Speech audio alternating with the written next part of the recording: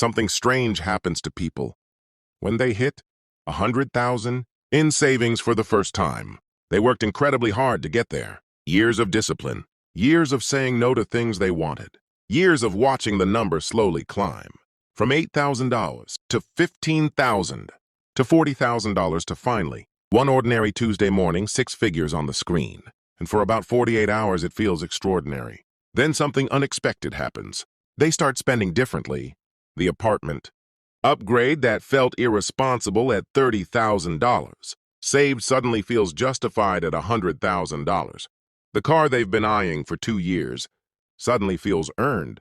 The weekend trips, the nicer restaurants, the wardrobe refresh, all of it suddenly feels like a reasonable reward for reaching a milestone they worked so hard to achieve. And within 18 months, the person who clawed their way to 100,000 is sitting at $67,000 wondering where it went. But here's the part nobody talks about. The spending wasn't the real problem. The spending was just a symptom. The real problem was something that happened inside their head. The moment they crossed that threshold, a mindset shift that felt like progress, but was actually the single biggest obstacle standing between them and real, lasting wealth. This video is about that shift, what it is, why it happens to almost everyone, and exactly how to escape it before it quietly dismantles everything you built. Let's talk about what the middle-class mindset actually is, because most people hear that phrase and assume it's about income. They think middle-class mindset means earning a middle-class salary and wanting to earn more. That's not it at all. The middle-class mindset is a specific relationship with money that has nothing to do with how much you earn and everything to do with how you think about what money is for. Here's how it sounds inside someone's head. Money is for security. Save enough to feel safe. Once you feel safe, reward yourself. Work hard, earn more, upgrade your lifestyle to match.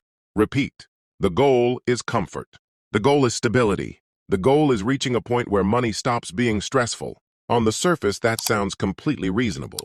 And for surviving and building a foundation, it genuinely is. The middle-class mindset gets you from $0 to $100,000. It is a functional operating system for the first phase of wealth building. But here's the problem. It is a terrible operating system for the second phase, because the second phase, turning $100,000 into real, generational, life-changing wealth, requires a completely different set of beliefs, behaviors, and decisions. And the middle-class mindset, if you don't consciously upgrade it at the $100,000 mark, will quietly pull you back to where you started every single time.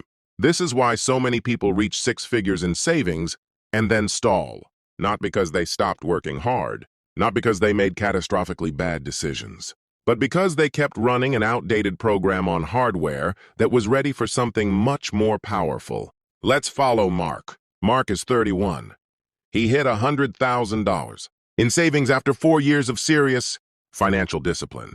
He earns $72,000 a year, lives modestly, invests consistently, and genuinely understands money better than most people his age. The day he hits $100,000, something subtle but significant changes. He starts thinking about the apartment upgrade he's been putting off.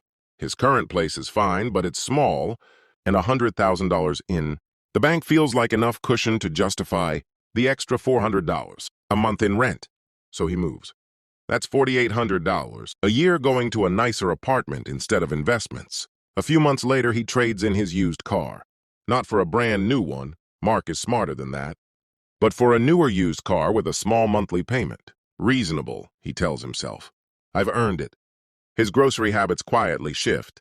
His social life expands because he finally feels like he can say yes to things. A weekend trip here, a nicer birthday dinner there. None of it dramatic. All of it individually justifiable. 18 months after hitting $100,000, Mark's net worth has barely moved. He's been earning and spending at a new equilibrium. The $100,000 is still roughly there, maybe slightly more. But the explosive compounding trajectory he was on has flatlined. He hasn't done anything irresponsible. He hasn't made a single decision that a financial advisor would call catastrophically wrong. But he has unconsciously activated the most dangerous trap in personal finance. Lifestyle inflation at the exact moment compound interest was about to change his life. Here's why the timing matters so much. The math of compounding is not linear. It starts slow and then accelerates dramatically. The first $100,000 is genuinely the hardest because you're building mostly from contributions, but somewhere between $100,000 and $250,000, the investment returns start meaningfully contributing to your growth. By $500,000, the returns can exceed your annual contributions. By $1,000, the portfolio can grow by 6 figures in a single good year without you adding a single dollar. The window between $100,000 and $250,000 is the critical acceleration zone. It's where the compounding engine starts showing what it's really capable of. And it's precisely the window where most people, finally feeling financially safe for the first time, take their foot off the gas. Mark didn't lose $100,000. He lost the trajectory that was about to carry him somewhere completely different. And trajectories, once broken, are much harder to rebuild than balances. There are 3 specific mindset patterns that pull people back at this exact milestone. Understanding them by name makes them much easier to catch before they cost you. The first is the reward trap. The middle-class mindset treats financial milestones as finish lines. You work hard, you reach the milestone, you reward yourself. This pattern is deeply human and not entirely wrong. Celebrating progress matters psychologically, but treating $100,000 as a destination rather than a launch pad is one of the most expensive mistakes a wealth builder can make. $100,000 is not the end of the race. It is the moment the race actually begins to get interesting. The people who understand this don't slow down at $100,000. They look at it and think, this is the foundation. Now, what can I build on top of it? The second is the safety trap. Once you have $100,000 saved, you feel safe. And feeling safe is deeply seductive after years of financial anxiety. The problem is that safety and growth are in constant tension. Safety says, protect what you have. Growth says, deploy what you have into things that multiply it.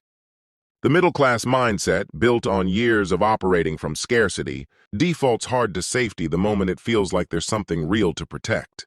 Wealthy people are not reckless, but they understand that money sitting still in the name of safety is slowly losing purchasing power to inflation while the market compounds without it.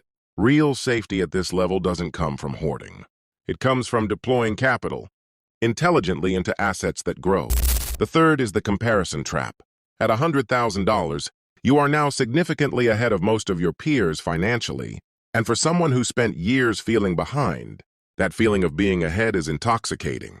But comparison is a moving target. Once you feel ahead of your immediate social circle, you look up to the next tier. You see people with nicer homes, newer cars, better vacations, and the same comparison anxiety that once drove you to save now starts driving you to spend, because the goalpost has shifted from building wealth to matching the lifestyle of the next rung up. This is how $100,000 quietly becomes the ceiling instead of the floor. Here's the deeper truth that separates people who build real wealth from people who spend their lives accumulating and resetting. The middle-class mindset treats money as a reward system.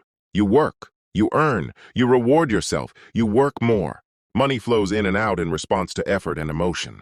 The relationship is transactional and cyclical. The wealth-building mindset treats money as a tool, not a reward for past effort, but an instrument for creating future leverage. Every dollar isn't just a dollar. It's a unit of potential that can be deployed or wasted. And the question is never, have I earned this? The question is always, what is this dollar's highest possible use right now? This reframe sounds simple, but it fundamentally changes every financial decision you make. When Mark with a middle-class mindset looks at his $100,000, he sees safety, reward, and permission. Permission to finally relax. Permission to upgrade. Permission to stop being so strict. When Mark with a wealth-building mindset looks at his $100,000, he sees a machine that is just starting to find its rhythm. He sees the first $100,000 as the seed capital for the next $400,000. He sees every dollar he redirects away from investments as a vote against the future he says he wants. The wealth-building mindset isn't about deprivation. It's about having such a clear, emotionally real picture of what compound growth does over time. That lifestyle. Inflation stops being tempting, not because you're disciplined in the painful, white-knuckled sense, but because you genuinely understand what you'd be trading away.